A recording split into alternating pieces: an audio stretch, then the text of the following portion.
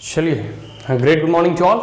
आज हम लोग जो है इस चैप्टर को अब कंक्लूड करने वाले हैं, सोशल साइंस एनसीईआरटी क्लास 6, ठीक है, सोशल एंड पॉलिटिकल लाइफ 1, जिसमें कि पहला चैप्टर, पहला अध्याय है अंडरस्टैंडिंग डाइवर्सिटी।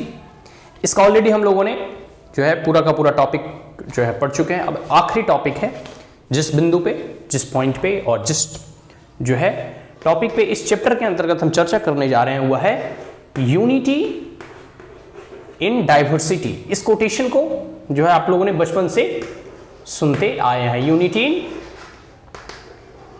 डाइवर्सिटी। देखिए, ये चैप्टर का नाम है अंडरस्टैंडिंग डाइवर्सिटी, उसी के अंतर्गत जो है टॉपिक है यूनिटी इन डाइवर्सिटी, ठीक है, यूनिटी इन डाइवर्सिटी।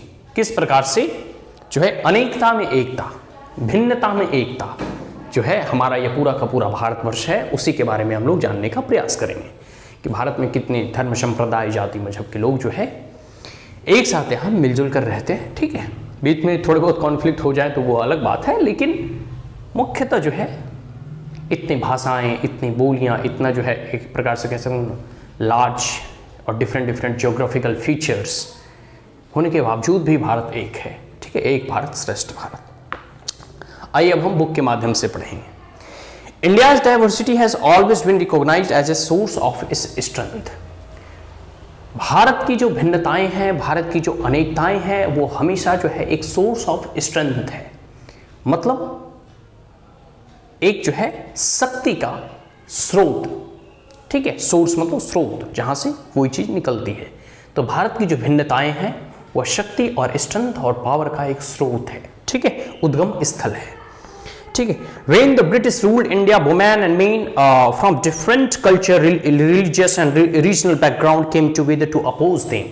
यहाँ बात कही जा रही है कि इंडियन नेशनल मूवमेंट से, मतलब स्वतंत्रता संग्राम से, इंडियन नेशनल मूवमेंट की बात कही जा रही है कि जब अंग्रेज भारत पर रूल कर रहे थे, उनका आधिपत्य था, तो किस प्रकार से अंग्रेजों को भगाने के लिए और अंग्रेजों को भारत से निकालने के लिए जो है तमाम जो है जाति, संप्रदाय और धर्म के लोग जो है एक साथ मिलकर, स्त्री, पुरुष, बूढ़े, बच्चे सब एक साथ मिलकर जो है अंग्रेजों को मिलकर जो है सबने भगाया और फिर भारत जो है आजाद हुआ।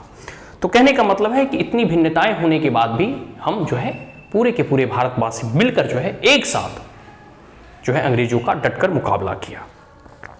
आगे, India's freedom movement has thousand of people of different background in it, they work together to decide joint action, they went to jail together and they found different ways to oppose the British।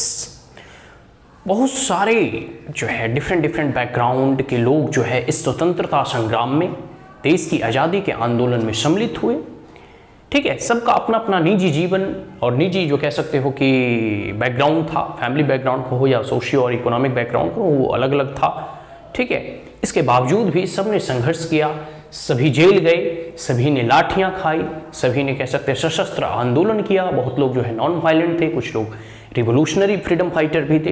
तो अपने अपने तरीके से जहां जहां जैसे हो सका, सबों ने मिलकर जो है इस देश की आज़ादी के में अपना महत्वपूर्ण योगदान दिया, ठीक है।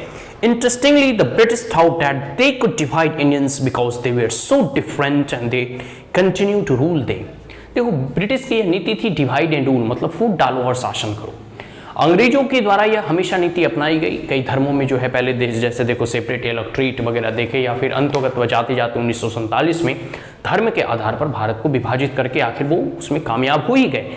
लेकिन मुख्यतः उन्हें लगता था कि भारत में इतनी भिन्नताएं हैं, इतनी जाति, संप्रदाय, मजहब के लोग रहते हैं, तो इससे हम हमेशा फूट डालने में कामयाब होंगे और इस हमारा जो साम्राज्य है जो है हमेशा इस पर कायम रहेगा। लेकिन ऐसा हो ना सका और अंतोगत 1947 में अंग्रेज को भारतवासियों ने खदेड़ कर भगा दिया। हाँ, यह बात सही है कि धर्म के आधार पर फिर भारत जो है उसी क्षण जो है दो राष्ट्रों में विभक्त हुआ, ठीक है। लेकिन अभी भी पूरा का पूरा भारत जो है एक विशाल भारत जो है, एक समृद्ध भारत, एक शक्तिशाली भारत बनकर उभर रहा है। But the people showed how they could be different and at be united in their battle against British. लेकिन अंततः इतनी भिन्नताएं होने के बावजूद भी लोगों ने यह दिखाया कि कैसे हम लोग एक रह सकते हैं, कैसे हम लोग एक साथ मिलकर अंग्रेजों का मुकाबला कर सकते हैं और उसे देश से हम बाहर निकाल सकते हैं, ठीक है। एक इसमें पोयम है, वो यहाँ पढ़ता हूँ, ठीक है। Don't forget the day of blood O friend, in the midst of your happiness remember the shed of tear for us. कहने का मतलब है कि जो इस आज़ादी के आंदोलन में जो खून बहे हैं उसे भूलने की, कह सकते हैं उसे मत भूलो, उसे मतलब याद रखो ओ मेरे दोस्त, और इन तमाम खुशियों के बीच वह आंसू भी याद रखो जो कि देश की आज़ादी में जो है बहे हैं। ठीक है, देश के लिए जो बहे हैं। The Hunter has torn away every single flower, और जो शिकारी था वो सभी फूलों को ध्वस्त नष्ट कर दिया। ठीक है, and do plant a flower in the desert garden dear friend. अब समय आ गया है कि डेजर्ट के रीजन में भी, मतलब इस मरुस्थली जैसी भूमि में भी अब एक नए पुष्प के पौधे को रोपने की आवश्यकता है। Having fallen to bullet be slept in Jaliabagh, to light a lamp on this lonely grave O friend. कहने का मतलब है जिस प्रकार से जनरल डायर ने जालियांवाला बाग में जो है कई एक निर्दोष भारतवासियों पर गोली चलाकर एक आतंक का परिचय दिया, और कई एक भारतवासी उसमें जो है वीर गति को प्राप्त हुए। ठीक है, इनोसेंट और निर्दोष भारतवासी, उनके जो कह सकते हो कि ग्रेव पर, उनके कह सकते हो कि कब्र पर जाकर एक दिया जलाएं, एक मोमबत्ती जलाएं, एक शांति का दीप प्रज्वलित करें। ठीक है, the blood of Hindus and Muslims flow together today. पूरे हिंदू और मुसलमान और जितने भी धर्म के लोग थे, सभी लोग का जो है ब्लड इस देश की स्वतंत्रता और आज़ादी में जो है बहे हैं। To soak your robe in the river of blood dear friends, और इस एकता के रस्सी को इस ब्लड के नदियों में जो है सोक करो, उन्हें डुबाओ। Some rot in jails while other lie in their graves. कुछ व्यक्ति अभी भी जेल में हैं और कुछ व्यक्ति जो है ग्रेव में जो है चले गए, कब्र में चले गए। Do shed a few tears for them O friend, और कुछ टीयर्स, कुछ आंसू जो है उन लोगों के लिए भी बहाएं। ठीक है, यह जो है Indian people theatre association IPTA में जो है यह गाया गया था। यह एक प्रकार से गीत कहो या पोएम कहो, कविता कहो। ठीक है, मतलब कहने का मतलब है कि जिन लोगों ने देश की आज़ादी में, देश की स्वतंत्रता में अपना जीवन अर्पण कर दिया, उन लोगों के लिए जो है यह जो है एक प्रकार से शोक गीत कह सकते हो कि गाया गया है, और इससे उनकी योगदान को जो है याद करने का प्रयास किया गया है कि उनका जो योगदान रहा देश की आज़ादी में वह सर्वोपरि है। आगे, this song was sung after the Jallianwala Bagh massacre in Amritsar, और यह जो है अमृतसर में जो जालियांवाला बाग कांड हुआ था उसके बाद जो है यह गाया गया था। इन विच अ ब्रिटिश जनरल, ये तो हमने बता ही दिया अभी कि किस प्रकार से जो है इनोसेंट जो पीसफुल प्रोटेस्ट कर रहे थे, गैदर हुए थे। ठीक है, उस पर, उस इनोसेंट व्यक्तियों पर, उस इनोसेंट नागरिकों के ऊपर जो है जालियांवाला बाग ने और जनरल डायर ने जो है निर्दोष लोगों पर जो है गोलियां चला दी, और इसमें कई लोग जो है घायल हो गए और कई लोगों की जो है इसमें मृत्यु हो गई। और कहा जाता है कि कई लोगों ने कुएं में अपनी जान बचाने के लिए धड़ाधड़ गिरते गए और उसमें वो सफोकेट होकर उसमें मरते गए। तो आज भी जो है गोलियों की निशान जो है देखोगे तो जालियांवाला बाग की दीवारों पर जो है आपको देखने को मिलता है। ठीक है, और आगे है कि पूरे के पूरे उनकी ही याद में यह शोक गीत गाने की यहां बात कही जा रही है। आगे अगले पेज में है कि song ensembles that emerge during the freedom struggle serve as a constant reminder of our country's rich tradition of respect for diversity. कहने का मतलब है ये जितने भी गीत हैं, जितने भी संगीत हैं जो गाए गए हैं, जो कह सकते हो कि आज़ादी के बाद, ठीक है, एक प्रकार से लिखे गए हैं, उन तमाम गीतों और संगीतों में जो है, और जितने भी प्रतीक चिन्ह सैम्बल्स के रूप में जो भी चीज़ें जो है आज़ादी के दौरान प्रयोग किए गए हैं, उन तमाम चीज़ों में जो है डाइवर्सिटी और भिन्नताओं को जो है एक प्रकार से प्रकट करने का प्रयास किया गया है, और यह याद दिलाने का प्रयास किया गया है कि हमें इतनी रिच, मतलब इतनी विविधताओं से भरी हुई जो हमारा ट्रेडिशन है, जो हमारा कल्चर है, उसे हम कैसे रिस्पेक्ट करें, कैसे उसका सम्मान करें। Do you know the story of the Indian flag, और यहाँ बात कही जा रही है राष्ट्रीय ध्वज की। इंडियन फ्लैग की स्टोरी को क्या आप जानते हैं?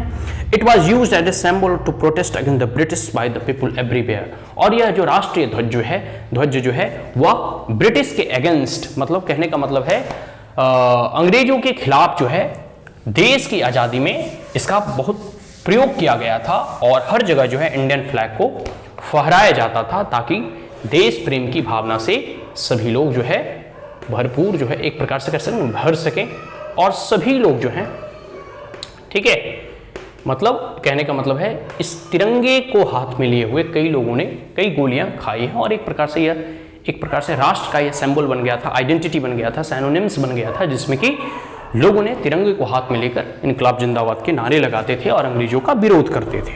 ठीक है, आगे है, उन्होंने जवाहरलाल नेहरू की एक बुक है डिस्कवरी ऑफ इंडिया, उसमें उसकी एक कुछ कोटेशन का यहाँ जिक्र है कि the Indian unity is not something imposed from outside but rather it was something deeper and with in its fold and widest tolerance and belief and customs was practised and every variety acknowledged and every even encouraged. कहने का मतलब उन्होंने discovery of India में लिखा है कि जो भारत की एकता है, जो भिन्नता में एकता है, वो कहीं बाहर से इसे इंपोज नहीं की गई है, मतलब इस पे थोपा नहीं गया, बल्कि यह भारत के अंदरूनी जो कल्चर है, संस्कृति है, उसका एक अभिन्न अंग है। मतलब भारत के अंदर में जो है इस प्रकार की जो है एकता ऑलरेडी समाहित है। ठीक है, और सबसे बड़ी बात है कि टॉलरेंस, सबको मतलब एक प्रकार से टॉलरेंस मतलब होता है आम सहमति, कि हम सभी के मत मतांतर चाहे कितने ही भिन्न हो उससे हम सहमत होते हैं। ठीक है, बिलीफ होता है, सबका अपना अपना विश्वास होता है, और कस्टम और कस्ट्यूम वगैरह मतलब सबके अपने पहनावे उड़ावे जो है, रीति रिवाज, संस्कृति। ठीक है, इन तमाम चीजों को ना सिर्फ हम मान्यता देते हैं, मान्यता प्रदान करते हैं, बल्कि इसकी हम सहमति भी प्रदान करते हैं और इसे हम इनकरेज भी करते हैं। इसे हम आज भी देखोगे कई बार ऐसी चर्चा चलता है। ठीक है, कि जो भारत की इतनी जो भिन्नताएं हैं, इतनी जो संस्कृति, और भारत जो है सबसे अलग इसी मायनों में है कि भारत में इतने डिफरेंट कल्चर्स होने के बावजूद भी हम जो है पूरे के पूरे भारतवर्ष एक है। ठीक है, अन्य देशों में देखोगे तो कई एक इस्लामिक राष्ट्र हैं, कई एक जो हैं ईसाई के अपने देश हैं, लेकिन भारत अपने आप में आज भी धर्मनिरपेक्षता के और सर्वधर्म संभाव वसुधैव कुटुंबकम के सिद्धांतों को पालन करते हुए आज भारत राष्ट्र जो है शीर्ष नेतृत्व पर अब अग्रसर हो रहा है, पुनः जो है विश्व गुरु बनने की ओर आगे बढ़ रहा है। ठीक है, तो आज का यह जो चैप्टर है यूनिटी इन डाइवर्सिटी, यही समाप्त करते हैं, यही खत्म करते हैं। अगले वर्ष मतलब अगले नेक्स्ट वीडियो में, वर्ष नहीं अगले नेक्स्ट वीडियो में हम लोग सेकेंड चैप्टर पढ़ने का प्रयास करेंगे। ठीक है, इसी प्रकार समझने का प्रयास करेंगे। और अब जो वीडियो में मतलब बीच बीच में थोड़ा गैप हो जा रहा था किसी कारणवश, अब वो गैप नहीं होगा, वी विल कंटिन्यू। ठीक है, हम लोग कंटिन्यू, और जहाँ तक हो सके जल्दी पूरी के सोशल साइंस खत्म करने के बाद, मतलब पॉलिटिकल साइंस खत्म करने के बाद फिर हम लोग हिस्ट्री पढ़ेंगे, ज्योग्राफी पढ़ेंगे और फिर इकोनॉमिक्स भी पढ़ने का प्रयास करेंगे। Is that clear? So that's all. पूरा जो है यूनिटी एंड डाइवर्सिटी का जो मंत्र है उसे आप तमाम भारतवासी सजग करें और भारत को एकता और अखंडता के सूत्र में पिरोए रखें। ठीक है, सो अब हम इसे यहीं समाप्त करते हैं। ठीक है जी, अगर यह वीडियो आपको अच्छा लगा हो तो आप इसे लाइक शेयर और सब्सक्राइब करना ना भूलें। Also press the bell icon. So that's all, thank you once again, have a great day.